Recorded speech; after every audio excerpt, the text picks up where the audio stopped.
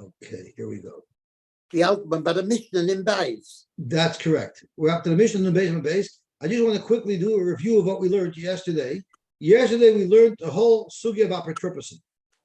We learned that an apotropos has more power than just someone who's being zoicha for somebody. The Gemara defines that power as the ability to be mafresh, trumas, and maasros on behalf of the Yosy. Of course, they're only allowed to be mafresh, trumas, and maasros for what the Yosy need to eat, not to store or to sell. And we learned that there's three ways for an apotropos to become appointed. One is if the father appoints him, one is if the bezdin appoints him, and one is if just because there's someone who's close with the family and they're helping out, so by default they fall into that position. Yosy, Yes. if an apotropos is appointed by Bezdin or the father appointed an apotropos before he passed away, he has the power to sell it also. So the Gemara says an apotropos his power is limited. He cannot sell he has to maximize the value of the Yerusha.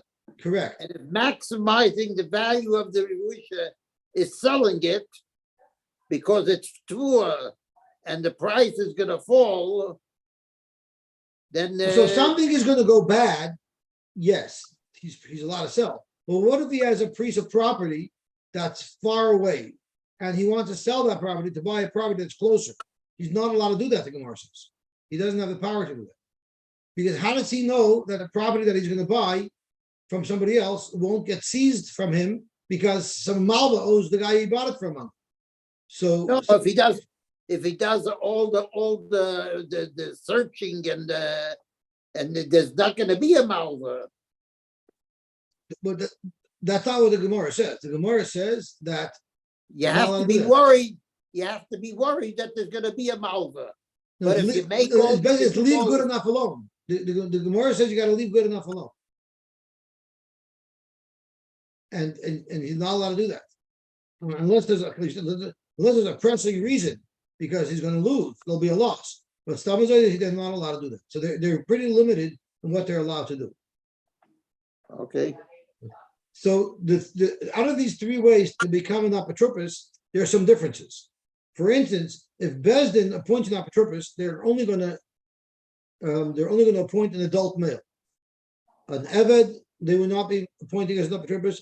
Noshim, they're not appointing as apotropos, and Ketanim, they're not appointing as apotropos. However, a father could appoint whoever he wants, and so too the third method of becoming an apotropos, where it's just somebody who naturally falls into that position, that also applies even to Noshim, as the Gemara talked about. So that was how you become an apotropos and the powers of an apotropos. The next thing we learned was, can you get rid of an apotropos if he's doing a bad job? So Rav Nachman held that if you can prove that the apotropos is doing a bad job, and not just a bad job, he's causing problems. Rashi defines it as kamafsid nichse hayasaimim she'enan mefanis hakarkoyis karoyu. He's not servicing the properties properly, so they're going to get full of weeds and they're going to get ruined. Or v'koytzilonas, is that he cuts down valuable trees. He's actually damaging the estate, then he can be gotten rid of.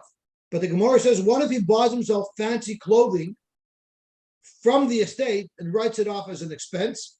He's allowed to do that. Because if he's going to represent them in commerce, he has to be somebody who looks the part so that people will respect him and do business with him.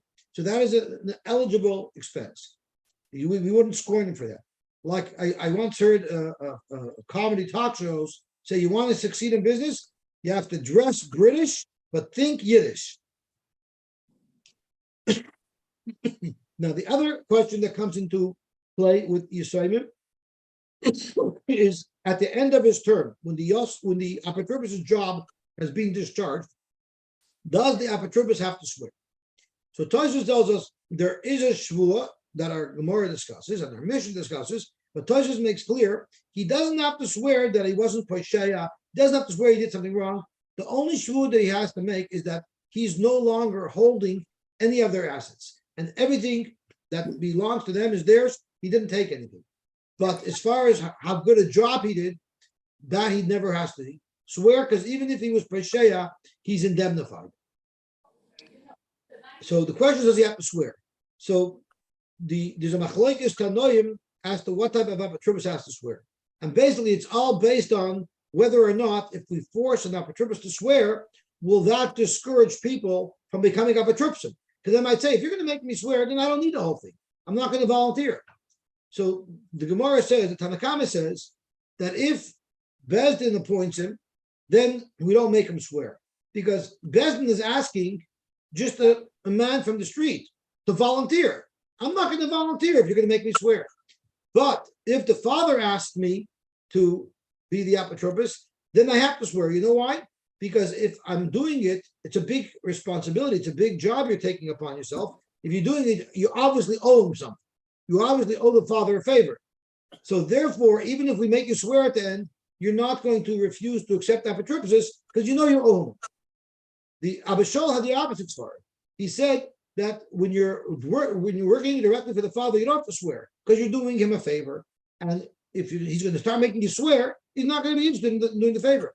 But Bezdin, when they appoint you, that's a huge stamp of approval.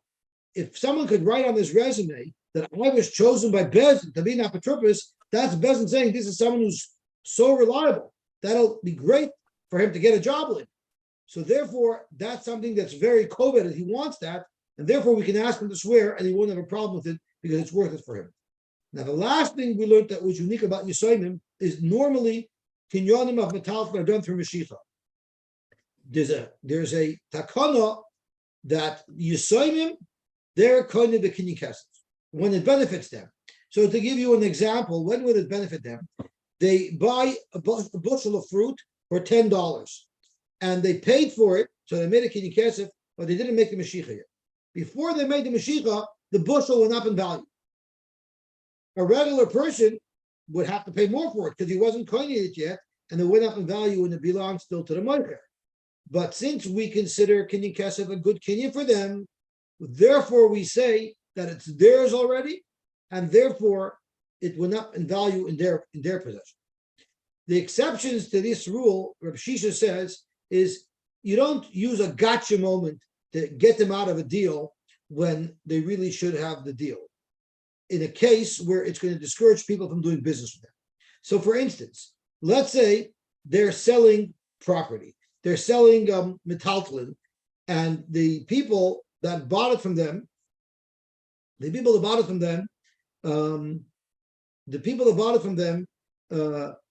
only made Mashiach, but didn't do the kinyan kesef, and it went up. So me'ikar din, they can say, since you didn't give me a kinyan kesef, you don't get to keep it, and therefore it went up in the arshus, and the lekech has to pay more. Now, Peshicha says you shouldn't enforce that, because if you enforce that, well, let's say you need money, they have to liquidate payers. People aren't going to want to buy from them because you're going to get me. If it goes up, I'm not going to benefit from it. I'd rather buy my payers from somebody else. So therefore, Peshicha says, don't be so quick to invoke the benefits of the Yosim, because if you do that too much, you're going to end up hurting them. And those were basically the rules of apotropos that we learned. And now we're going to go to a whole new sugya, and the only chain that connects all the dots are tikkun olam. We're discussing all the different things that Chazal put into place because of tikkun olam. So Zok the Heilige Mishnah, you're muted.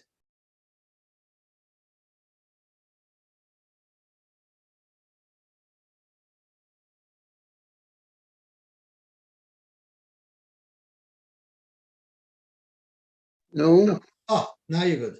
Yeah. Didn't they, weren't they misakin that the apotropos should get paid? It doesn't discuss here pay. As a matter of fact, the Gemara specifically says that he doesn't get paid. The last line before the Mishnah, somebody wanted to suggest that an apotropos is a shomer sacher. Who suggested that? Rav Tachlifa Bar Rava suggested that to Rabbi Vo. Rabbi Vo said, "Are you telling me that an apotropos get paid? Who's paying them? Do you pay them? I don't know who pays them. An apotropos does not get paid." I thought that they were misakin, that they should be paid so that they should remain honest. It could be, but it was. We didn't learn it in this Gemara. Maybe it's in a different Gemara somewhere. It's definitely not in the Gemara that we learned here. So that is possible, but I don't know. Oh, Gedavach Ephraim. Wach.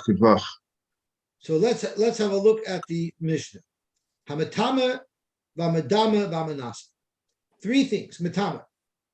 And the Gemara discusses this metama could be one or two things. It might mean that you have a friend who's a kohen who has truma, and you were metama his truma. So now he can't use it anymore. He still can get some little value out of it. He can use it as fuel, but he can't eat the truma, so it lost the vast majority of its value. It could also be speaking about chulin that you're a metama, and once again, chulin that's tar is worth more than chulin that's tameh, because there's many people who are makbid only to eat chulin that's tar. So once again, by making it tameh, you're devaluing it. So you're damaging your friend. What's unique about this damage is there's no actual change in the item. It's only a halachic status change. And the question is that considered damage? It's called hezek she'eini nikar. That's going to be the subject of today's daf. Medama means somebody had a big basket of chulin and you dropped some truma into it. Now the entire bucket, barrel, container, whatever it was, has to be treated like a truma. Again, that devalues the basket, because now you have to treat it like truma. It could only be sold and eaten by a kohen. And v'hamanasich, we're going to see in the Gemara, there's a machlokes what it means, but it's making someone's wine osur b'hanam. So once again, you're damaging him because he could have had a barrel of wine that was worth $1,000, and now it's useless. So the halacha is b'shoigi, if this was done by mistake, potter, no damages are due. But b'mezid, if someone purposely did this to damage his friend, chayiv, he will be chayiv. So Frank Gemara Itmar, Menaseh. What's the chiddush over here? We're going to get into that very, very soon, as the Gemara has two different pshatim in the Mishnah. So Itmar, the Gemara asks, Menaseh, this Menaseh damage that the Mishnah mentioned, what exactly is it? Rav Omar Menaseh Mat. What it means is he took someone's wine that was beautiful, delicious kosher wine, and he poured it out to avoid zarah. Now he did a isser, horrible isser. He was chayiv skila for this because he did avoid zarah. But in the process, he also assered his friend's wine. That was Rav's understanding of Menaseh. Ushmul Amar Ma'arif, he didn't do any isser at all. Somebody else had already made wine asur bano, and he took this wine that was asur bano and he poured some of it into someone's barrel of wine. So he didn't do an isser as far as avoid zarah is concerned, but now he messed up his friend's barrel of wine because there's isser ano mixed into it. Those are the two pshatim of what Menaseh means. Dr. Gemara, Man Amar Ma'arif, Shmuel, who learned that it means Ma'arif, I'm just mixing in some isser ano, my time of lawyer Menaseh. Why did he not like Rav's pshat, who says it means you made your friend's thing asur bano by doing avoid zarah with it? Amalach, you know why Shmuel doesn't like Rav's pshat? Because if someone actually did avoid zarah and that would answer his friend's thing, he would not be liable to pay. Why would he not be liable to pay? Amalach Menaseh kamle b'derabah. Since in the same action for which he's becoming liable to pay, he's also liable to the death penalty because he's over a chi of skila.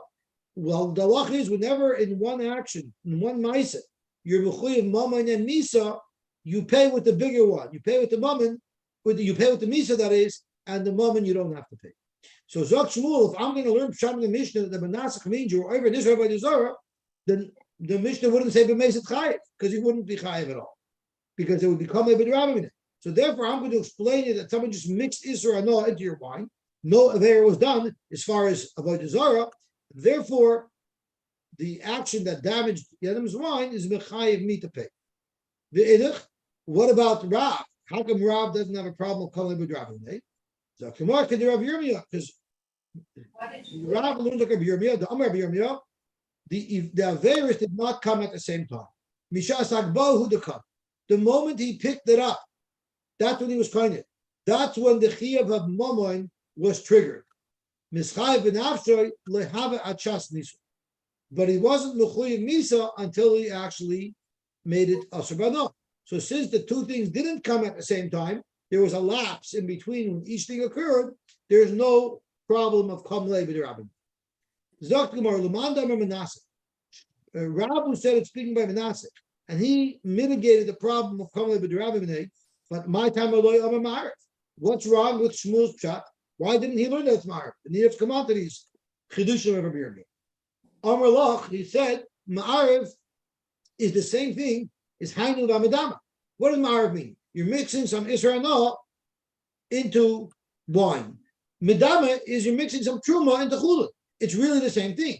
You're creating a mixture that's going to devalue the original value of the mixture. So now let's turn on to Daf Nun Gimel Amud Aleph, which is our Daf. Zok Tehillah Gemara, Hainu Medama. So why would I need the Mishnah to list off different versions of exactly the same halach? Zok Gemara ve'edich, and Shmuel, who says that we do need to list off each individual case, Knasahu. The reason why, so now we've just learned a new thing. The reason why it's chayiv, me'ikra din, and that this gets into the chiddush of our Mishnah, like Rabbi last. Me'ikra din, you should not be chayiv to pay because it's a hezek sheni nikra. The only reason why you have to pay by a mazid is because when you did it on purpose, we're going to sanction you, we're going to cancel you. Knasahu, umiknasa lo yalfinu. You could never learn a knas from one to the next. Even though Medama and Menasech, according to Shmuel, are very similar, you would not learn one from the other because Knas is very individual. There's no rules that are general rules.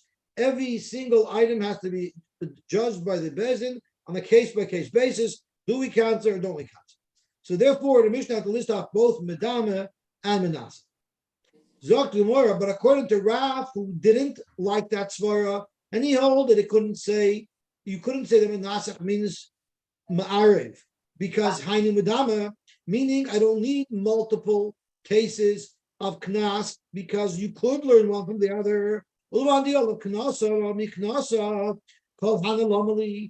did the Mishnah have to list off 3 examples of when we counted this person that did a Hezek Sheni Nikr to pay? One example would have been enough, because Rav holds, once we know this concept, that if someone does a Hezek Sheni Nikr b'mezid, we force him to pay, so I would know it by any similar case. Zok Gemara Tzricha. In fact, there was a special reason for each case in the Mishnah that if it wouldn't have mentioned it, you would not have known that this case has a knas. And we're going to go through them one by one, 2 times. The Tana Matama, if the only case was Matama, which means someone that Truman I made a Tame, I would never know the other 2 cases in the Mishnah would also have a knas. Why? If we're talking about Truma that he was Matama, I would have said that Matama pays a knas. You know why? You're really providing a total loss for this fellow because he had Truma, was worth $10,000, he had a huge vat of Truma, and now he can't eat it anymore. He can burn it. So he pretty much lost most of that, the vast majority of the $10,000. Maybe it's worth $500 because you can use it as firewood. So when you're causing such a damage to a person, that's when Bezdin by Mazid were constantly. But or if it's referring to chulin, you know, so and there it's not such a great damage because chulin can be eaten in its tummy. So it's not as good as chulin tar. So it's not such a huge damage. So why would I have said they counted? We're not counting him because of the damage that he caused. We're counting him because we don't like people making things tummy. So in order to discourage him from making things tummy, if he does that, we'll make him pay for it. But Abu Madama, but when you're mixing in chulin and the truma, where you're not causing a total loss, you're making it worth a little bit less because truma is worth less than chulin because not everybody can eat it. Maybe they wouldn't have counted in such a case. So that's why the Mishnah has to mention Medama and Medama. Ve'i Ashmina Medama, but if it only said Medama, I would have said Mishum Deshchiach. It's a pretty common thing that things get mixed together. People have Truma now, they're Chulin now, they get mixed together. So therefore, we need to make a special knas for it because since it's something that's easy to happen, we want to create awareness and make sure people are careful. Aval matama.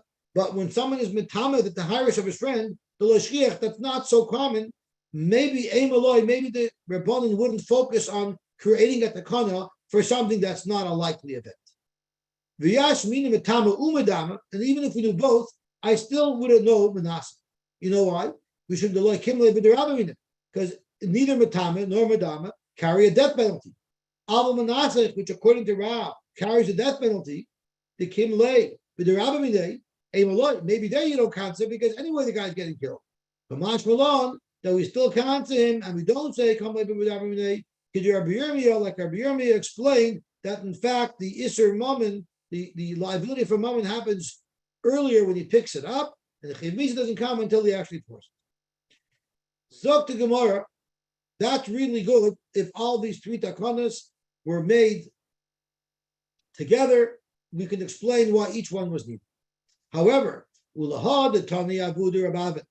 Rabbi Avin taught us that not all of these three takanas were enacted at the same time. There was actually a lapse. First, they only had two takanas, Hametama, Bamanasa. And only later on did they add to the takana, Chazru Leimer Afamadam. The problem is, Minathik we already determined is the greatest chiddush of them all, because you would think you say Kamalei B'B'Der Abimene, Kamashmalon, you don't. So once the Chachamim already enacted a knas for Menatzich, automatically we would know Medama. So why do they have to add Medama later? Menatzich is the greatest chiddush. So if they made the knas by Menatzich, they surely made one by Medama. Why did they have to add it later? So they'll therefore call Hani Laman. Why do you need him? So Gemara Shricha will make a whole new trichisa. The Yachmini Metama, if it would have only said Metama, I would have said Mishum Deloy Kimle B'Derabimine. There's no Kamei B'Derabimine, similar to what we said earlier. Maybe it would be no knas. So that's why it happened to Menaseh. But if it only said Menaseh, it's Mishum the Kamasid Leilagari. You're completely destroying the value. You're making the wine also bano. However, but if you make Truma Tameya, play Mas Leilagari. Yes, it's a huge damage. It's a huge damage. But it still has some value because you could still burn it. Maybe I would think that they wouldn't make the takana. So that's why they had to make the takana for Menasech and for Matama.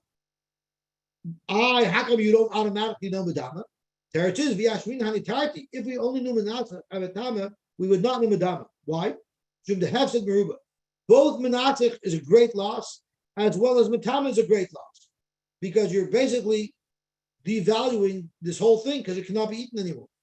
Avo Madama, but when you're mixing Truma and Chulin, that's not a total loss. It's slightly devaluing the product because Truma is worth maybe 10%, 15% less than Chulin, but it's not a huge loss at all. Al Madama, the Heftet Mu'at, Eimaloi, maybe there they didn't make the Knas to force the Mazik to pay. Therefore, Tzricha, that's why we needed all of these takanas. So this was the first shot of our Mishnah. The first part of the Mishnah is, and that's the Chiddush of the Mishnah, that Me'ikra Din Hezek Sheninikar is Lab Tzmei Hezek. Me'ikra Din, you're potter for paying for damages. And because of a Tikkun Olam, if you didn't demand it, then they sanctioned you and they forced you to pay. So the Tikkun Olam is that they were Mechayiv, someone who should really not be Chayiv, because Hezek Sheninikar, Lab Tzmei Hezek, they were Mechayiv him when he did it amazing. Zok Gemara Chizkiah has exactly the opposite opinion. Omar Chizkiah Dvar Torah Echad Shoygig Vechad Mezid Chayiv. Really, Me'ikra didn't even Shoygig would be Chayiv. My timer, because Hezek She'ein and Nikr Shemei Hezek. In fact, that damage that's not noticeable, that's regular damage. And the halacha is if someone damages his friend, whether he damaged it on purpose or whether he damaged it by mistake, if you damage somebody, you're mechuyev to pay.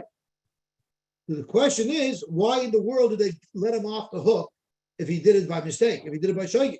Normally, when you damage somebody by shoygig, avadi mechuyev to pay. If you smack into somebody's car by mistake, you're still chayiv.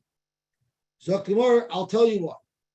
So why did they decide to pater him if he did it by shoygig? Very simple. Imagine you were metama someone's truma. Now, if he eats it, he's chayiv misa. Could be. If I know that by admitting it, I'm going to have to pay for it, I might decide I don't want to tell him. and now it's really bad because now he's either going to eat truma or truma tamea or avodah zara. That's a really bad thing.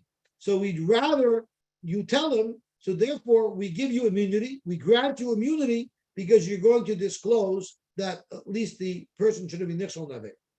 Frank the Gemara, if we're going to try to induce him to admit it, well then ihachi afilu b'mezid nami. By mezid, we should give him immunity as well, so that he should at least let us know about it. Zok Gemara, why would somebody do on purpose a hezek sheni to his friend and not tell him? It's not hurting his friend. The whole thing is he's trying to do his friend in, he's trying to hurt his friend. So of course he's going to tell him. He's trying to make his friend angry, trying to hurt his friend. Or do you like, what, you think he's not going to tell him? If he's not going to tell him, then what are you doing for? The whole party is just trying to cause the guy pain. He's angry at him. He's mazik. Gewaltig. So that is the second shot. Really, everyone holds you before it's hezek shei nikar shmei hezek. The reason why you're showing his potter is because we want at least the person to disclose. Rabbi Yochanan argues in Chizkiah, and he learns like we were learning until now. The Torah echad shogeg echad mezid is potter. Why? Because hezek shei nikar. My time hezek shei nikar loitz mezid, and the tikkun olam is to be mechayev the mezid. Uma tam omer b'mezid chayev. So lo yehei kol echad v'echad hoylech l'metamei ta'rosh of shachadei. Right? Whatever patroni. We don't want the Wild West where everyone who's angry at their friend will just go be metamei the tires of his friend and he'll be immune. We don't want that to happen. So therefore, they counsel him that if he did it b'mezid, he's chayev to pay. Beautiful. So now we have a machlokes. Do you say hezek sheni nikar shmei hezek, which is what Chizkiah said, or do you say hezek sheni nikar lav shmei hezek, which is what Rabbi Yochanan said? And now the Gemara is going to bring riots. So now we learned hakayhanim shepiglu b'mikdash. We know that if a kohen, while he's doing any one of the avodas on the carbon, he has in mind that he's going to eat it after the time that it's allowed to be eaten, or out of the zone where it's allowed to be eaten. So let's take, for instance, someone brings a carbon chatos to the Beis Hamikdash, and a carbon chatos has to be eaten in the Azara that day and the night following, but not after that. And the kohen, while he shechted it, he had in mind that he's going to eat it in Yerushalayim, not in the Beis Hamikdash, or that he's going to eat it tomorrow. That passes the carbon. So when he does that, he's causing the person who brought the carbon a loss. Here I invested $400 or $500 to bring an animal, and now you messed it up. Now I got to bring another animal. So what if a kohen does pigel in the Beis Hamikdash? Mezidin, if they did it on purpose, chayovin, they're chayiv to pay because they damaged the guy. V'tani Allah, and we learned that the reason why they're chayiv to pay if they did it b'mezid was they tikkun ha'olam. So this clearly sounds like hezek sheni nikar lav from hezek, and the only reason why the kohen have to pay is because tikkun ha'olam. So it's shver on Chizkiah.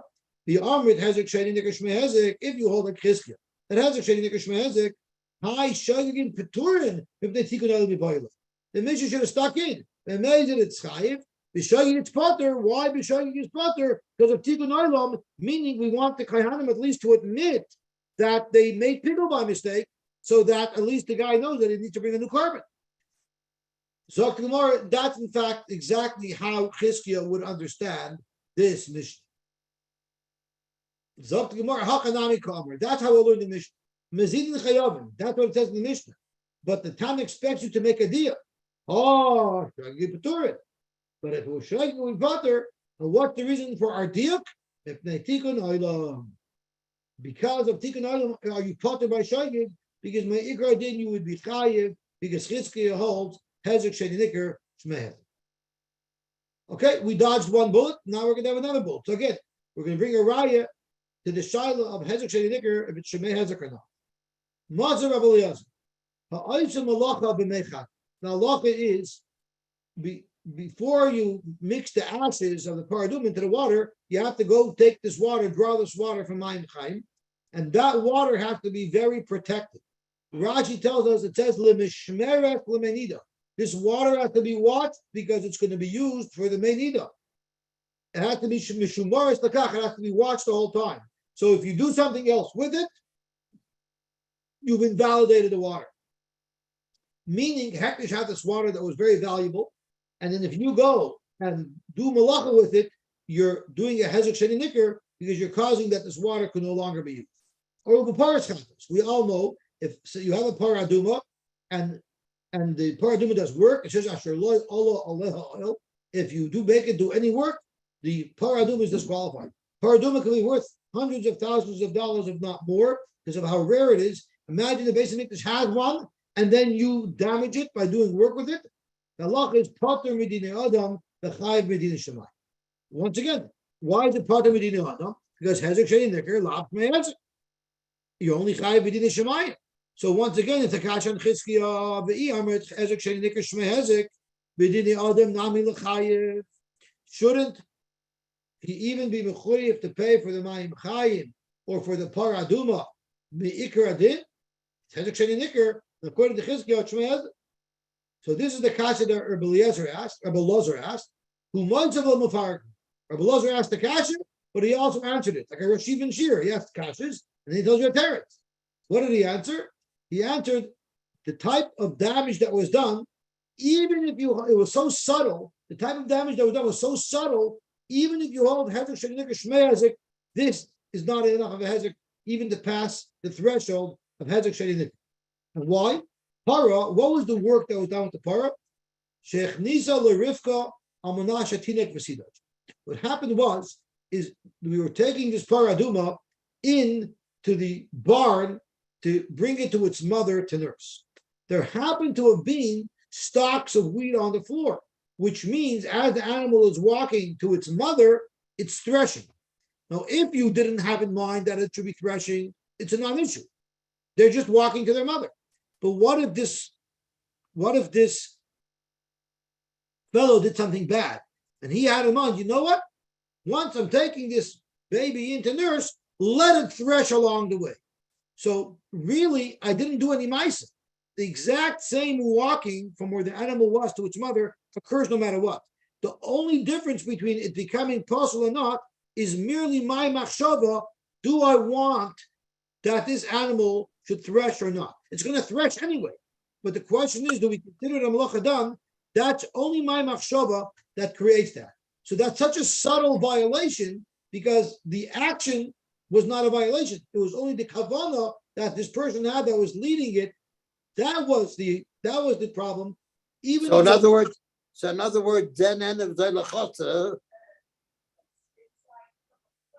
it is very much closer because if it's threshing, it will damage the animal. No, but it isn't walking extra. It's not walking extra, but if you had in mind that it's thresh, it's going to destroy the status of the paraduma because now it threshed. So therefore, since it's only telling your machshava, even if you hold hezek violation that's only based on your machshava, that's not enough to. It will pass on the animal, but it's not enough to pass the threshold. You wouldn't have to pay for it. So that was the paraduma. What about the malacha b'mechatos? What type of malacha did you do to mechatos? Mechatos sheshakal b'mishkolos. What happened is you had this water of the paraduma, and you had it in a little container, and you hung it on one of the sides of a balance scale. You happen to know that the amount of water that you have, you know it's a gallon. So if it's a gallon, you know it weighs 8.333 pounds, because that's what a gallon of water weighs. And you have it hanging on the balance scale. Then what you did was, so you didn't touch it, it was hanging there. You put it there just for safekeeping. Then you came along and you wanted to weigh some meat that you bought. So you put it on the other balance scale. When it balances, you know you have 8.3 pounds of meat. So there, you did a malacha with the water, but you didn't touch the water. You didn't use the water. It was just there.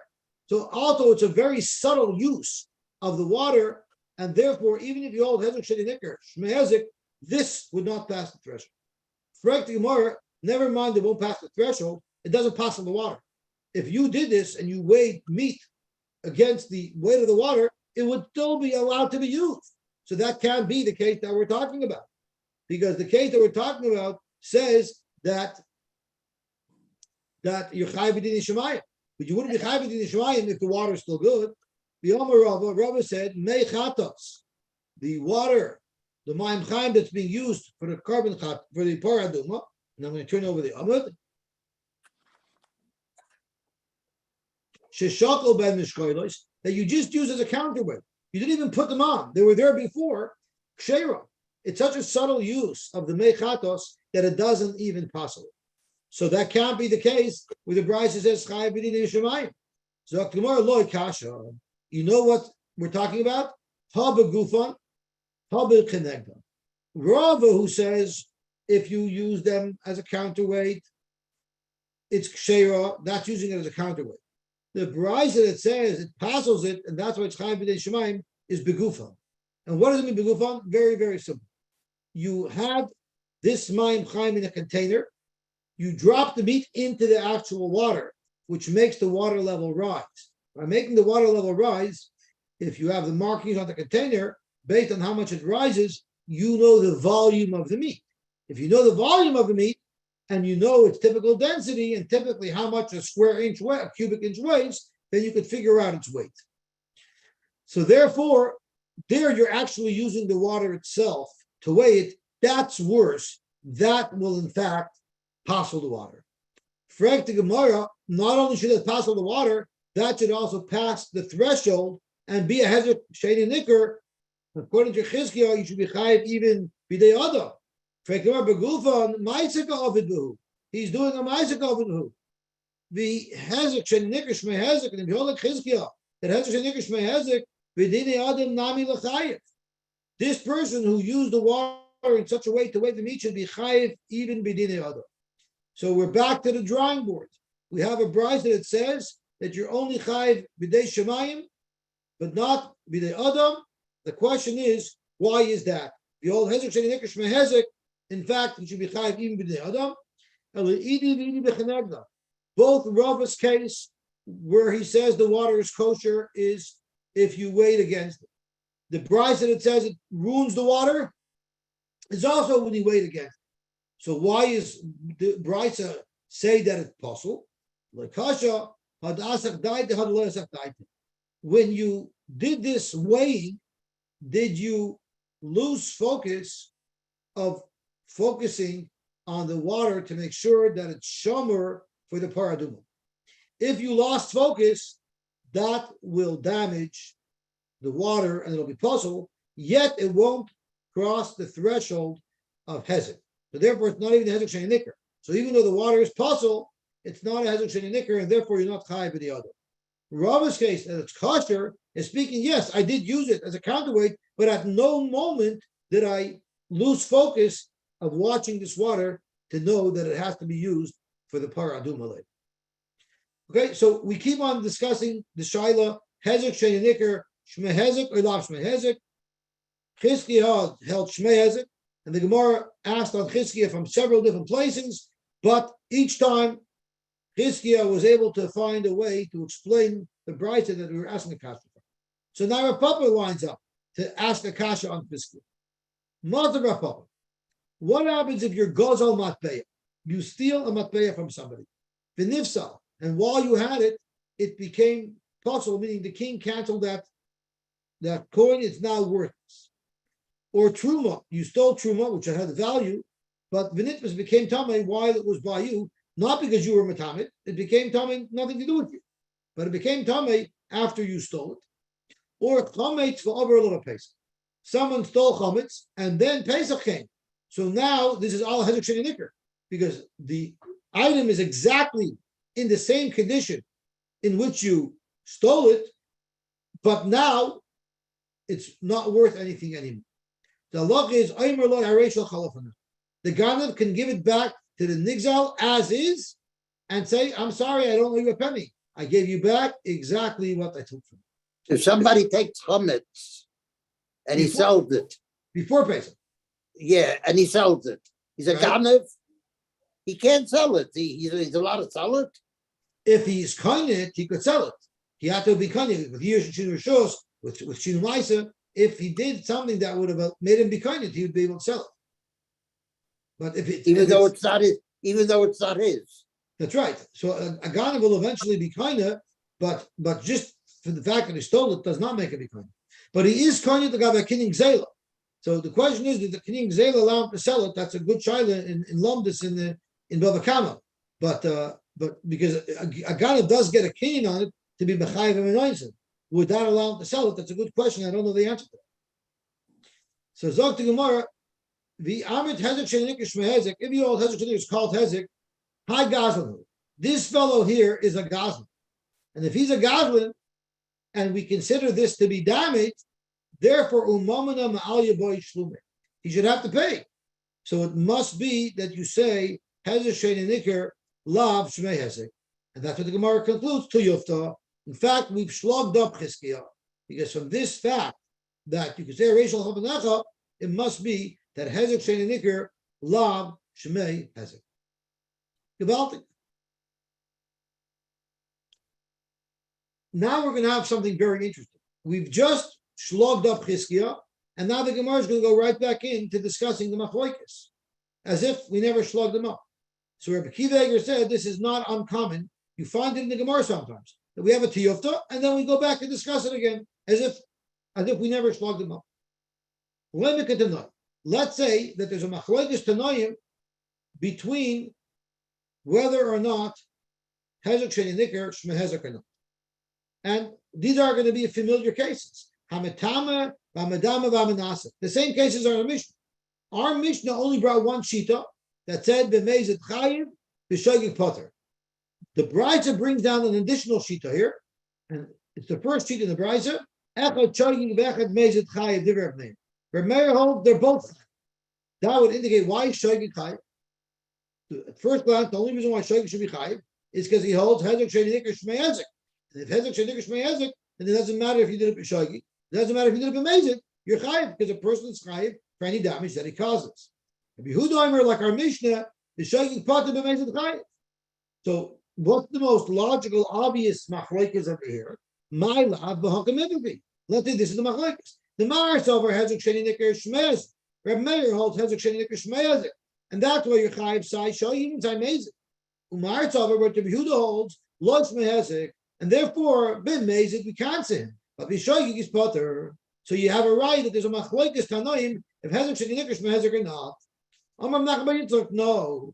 The chulam hezek sheni nikar lo shmei hezek.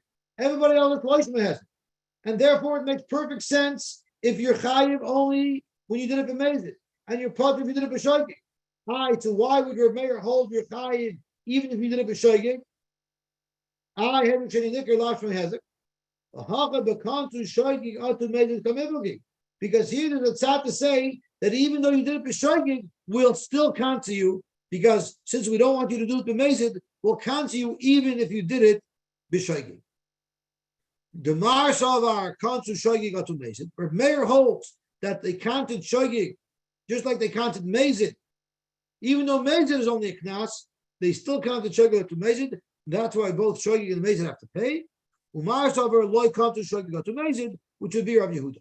So let's get the two teams clear.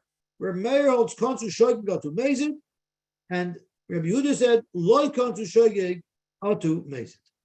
Correct the Gemara, Varami de Rav Meir ad Rav Meir, Varami de Rav Yehuda ad Rav Yehuda.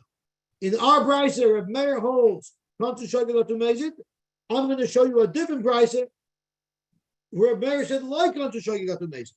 On the other hand, Rav Yehuda said loy counsel shogig atu meizet. I'm going to find you a brisa where Rav Yehuda holds counsel shogig atu meizet. So we're going to have a steer in Rav Meir, and we're going to have a steer in Rav Yehuda, and we're going to have to resolve it. Varami de Rav Yehuda ad Rav Yehuda as follows: the Tanya. Hamavashel b'Shabbos b'shoyim. What if someone cooks on Shabbos? Cooking on Shabbos is a malacha dairais. He cooked it b'shoyim. Yochel, you're allowed to eat it. You know why? Because we don't count shoyim. But b'mezid lo yochel. If somebody cooked b'mezid, then he's not allowed to eat it until Motzei Shabbos. Divrei Meir. So here you clearly see that even though b'mezid they counted that he can't eat it until Motzei Shabbos, nevertheless b'shoyim they didn't count it. So you see clearly here Rav Meir holds loy kantin and shogig atu meizet. So how come Rav Meir Bayas says you are canceling shogig atu meizet? That's kasha number one. Rabbi Yehuda are exactly the opposite. B'shogig yochel Motzei Shabbos, meaning even by shogig, even though Mikra didn't should eat it right away, we can't him until Motzei Shabbos. So Rabbi Yehuda says kantin and shogig atu meizet. Meizet lo yochel lametz. So Rabbi Yehuda Bayas said you're not canceling shogig atu meizet. Yet by Mavashel Shabbos he was kindness, and Reb Meir is exactly the opposite. Reb Meir held by us kindness shogig atu meizet, and by Shabbos he said no. Dr. Gemara, we have a lot of work to do. Now we have a third sheet that's not relevant to our sugya, but we'll just read him. If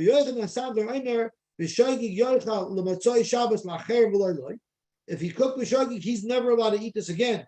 But other people could eat it Motzei Shabbos. But b'mezid lo yochel elomis lo. Someone cooks b'mezid, this will never be eaten. So at the end of the day, it's kosher to Reb Meir after Reb Meir, kosher to Reb Yehuda after Reb Yehuda. Zok Gemara, we're going to answer them one by one. The Reb Meir after Reb Meir lo kasher. Very simple. Ki konus, where did the Rabbanan make a knas with the Rabbanan? What is the Isser of Madama? What is the Isser of Matama? It's just because you're not allowed to damage your friend's items. And that's really Hezek and Nickers are really told things with the Rabbanan. Since the whole thing is the Rabbanan, that's why they counted. You know why? Because people might not take the takana of the Rabbanan seriously. So they have to give the takana some teeth. So therefore, they counted Shogeg to Mason. But B'daraisa, when it's a question of Bishul, everybody knows Bishul is an issue of Daraisa. No one's going to take that lightly. Therefore, like on this, Reb Meir felt there's no reason to make the knas. For the Gemara, that's a very nice shot with Matama and Madama. But guess what? There's a third case in the Mishnah. The third case was Manasseh. That is a very big Daraisa. It's a Avodah Zarah. But Manasseh by Raisu, the Kakonis. Why is Reb Meir counseling by Manasseh? We don't have to be worried that people will take that lightly. It's Avodah Zarah. The Kakonis. And for the Gemara, Mishum Chomer, the Avodah Kechavim, Konis Lei. Since Avodah Zarah is very severe, there we cancel. So if you think about it, it's two extremes. If it's only with the Rabbanon, we cancel to give it teeth. If it's really severe, like Avodah Zarah, we cancel because it's so severe. But if it's a regular deraisa like Shabbos, there we're not going to cancel because we feel people are not going to violate. That's how we explain the discrepancy in our mayor. Now the Rabbi Yehuda like kasha. What was Rabbi Yehuda's kasha? What was the Shran Rabbi Yehuda? Vayas Rabbi Yehuda says you're not konis shagarot amazing, and by Shabbos you are konis. Zok Gemara Asvara. That's exactly 180 degrees the opposite of Rabbi Meir. Ki like konis b'derabana. Where is he not konis in our Mishnah, which is derabana? Because it's not such a severe thing. It's only derabana. If the whole issue is derabana, they're not going to cancel. But b'daraisa by Shabbos, that's a more severe issue. Konis. Frek the Gemara on Rabbi Yehuda of Menasef deraisa. Menasef is deraisa in our Mishnah of a like konis, and still Rabbi Yehuda doesn't cancel. So Rabbi Yehuda mishum chomer davayd gechavim mivdal b'din liminei. Since davayd gechavim is so severe, people will stay away from it. So he has found no reason to be misaked. So it's very to make a knas. So it's very fascinating because you have two sets of svaris that are 180 degrees opposite from each other, and they both make sense. So this opens up our eyes to the concept of elu ba'elu divrei elikim chayim. Sometimes it's hard to understand. How could he be right if he's right? So there's a Gemara that tells us that when Moshe Rabbeinu was up in Shemayim, he discussed all of the different shilas that could come up. And every single shilah that came up, first the Rebbeinu Shalom gave him a svara to be matir, and then he said Aser. First he said Tameh, then he said Tameh. Every single shilah was passed in both ways. So Moshe Rabbeinu told Moshe, you haven't helped me, now you really confused me. So the Rebbeinu Shalom told Moshe, no, don't be confused. I'm just trying to show you that there's a valid svara each way, because Elu Velu Divrei Elikim Chayim. Yet in each generation, I'm going to leave the Psak Halacha up to the Gedolim of that generation. And that's how I want to give the Torah. I want it to be up to the Gedolim of that generation, but no matter what svar they say, there's justification for it.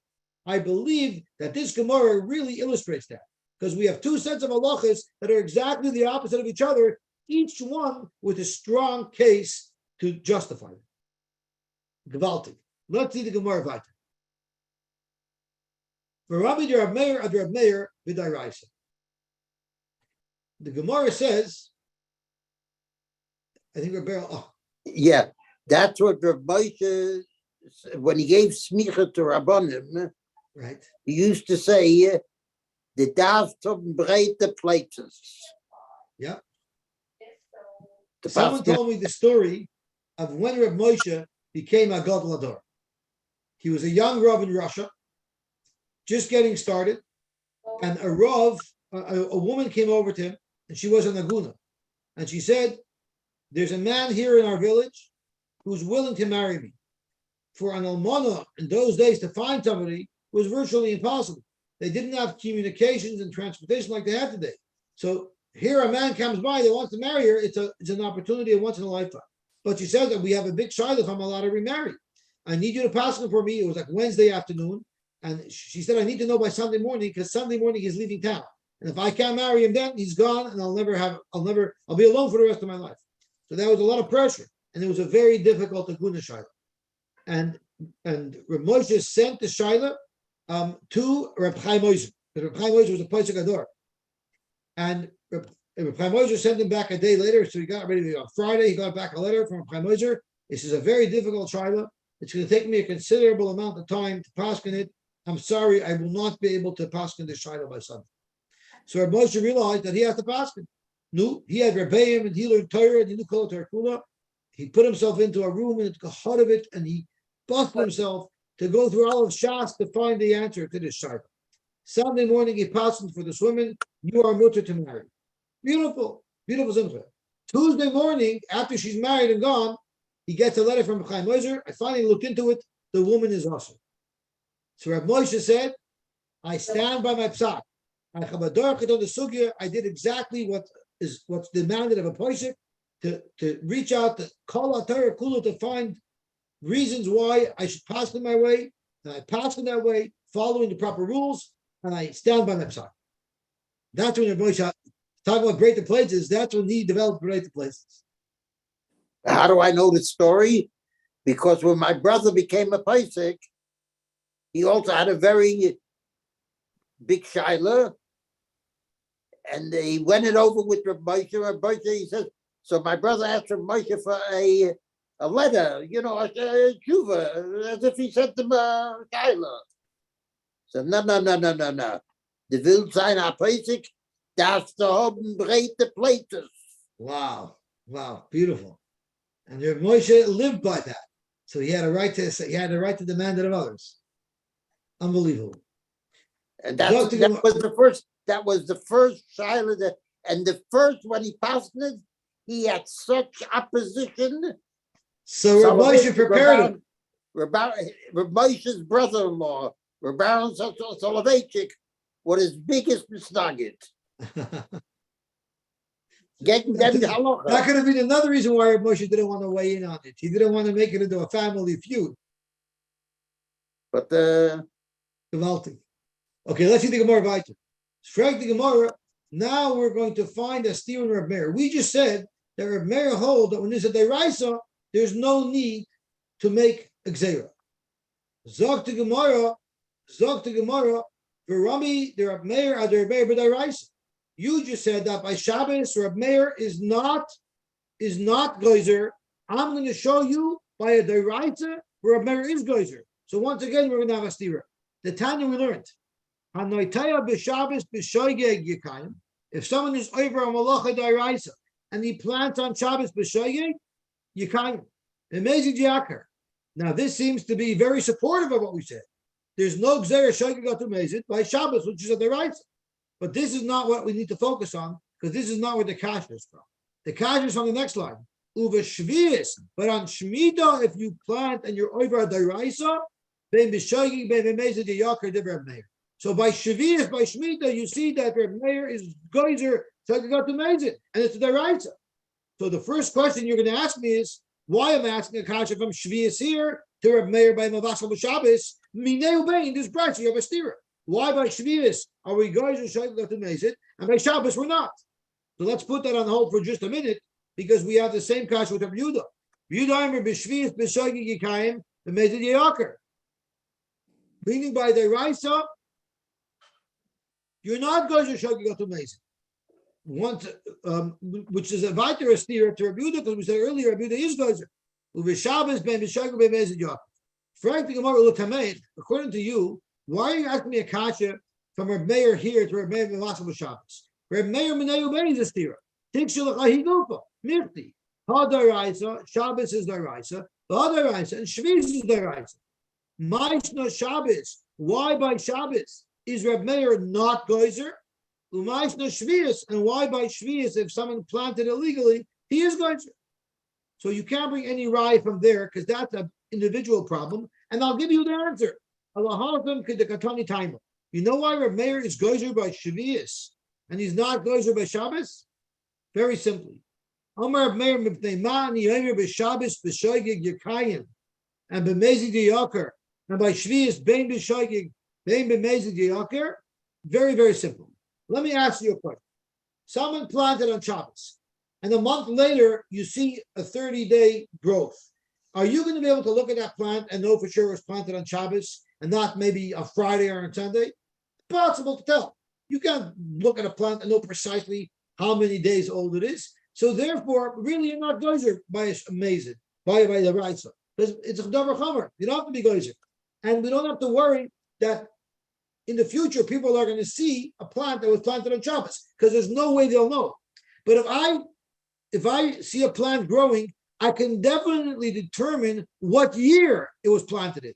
Which means if I'm not going to be gozer by Shemitah, then forever and ever and ever, anybody looking at this plant will be able to say, "Hey, this was planted on Shemitah."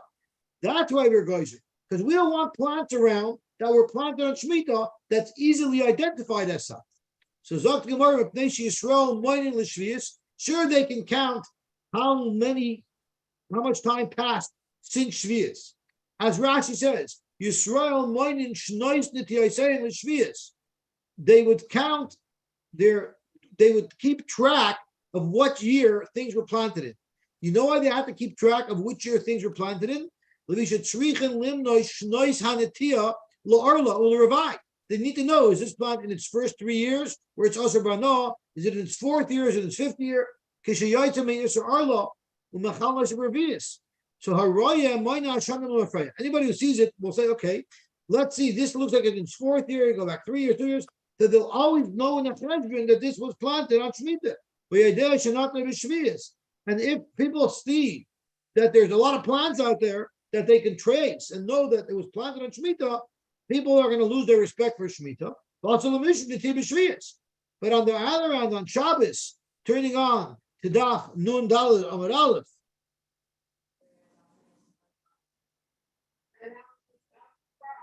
but on Shabbos, ve'ein moinin l'shabbosais. As Rashi says, ve'ein moinin tisein l'shabbosais. She'ein moinin yomim l'natiyah. We don't count how many days something was planted. Elashanim. Lefichach ein adav yudul l'zman rubish not b'Shabbos. Years later, we're never going to know exactly what day it was planted on, and therefore there's no need to make the gzeira. So Baruch Hashem, we learned about this machlokes of hezek she'niksh mehezek and not shmehezek. We seem to have had a tiyufta. We were introduced to another machlokes between Reb Meir and Reb Yehuda if you're kohen shekel to mezid, and we learned that there's a svar to say you're kohen shekel to mezid by the Rabbanon. Reb Yehuda, there's a svar to say you're kohen shekel to mezid only by the Raisa. I'm sorry, Reb Yehuda holds you're kohen shekel to mezid by the Raisa. Reb Meir holds you're kohen shekel to mezid by the Rabbanon. We learned that if the observance of davar chamad l'moed, that might be a reason why for sure you should be kindness. It might be a reason why surely you should not be kindness, because there's different svaras in either direction. Gewaltig. So let's stop here, Be'ez Hashem, and we will continue tomorrow. Shayach. Sure. Gitva.